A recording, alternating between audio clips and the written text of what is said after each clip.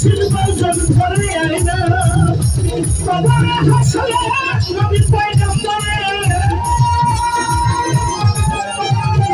কবরে হাসলে নবী পয়গম্বরে মুর্শিদ রূপে ধরা আইনা রাসূলুল্লাহ ময়লা মারি ভক্ত বলে আইনা শাহ শাহ রাহাত বাবা ভক্ত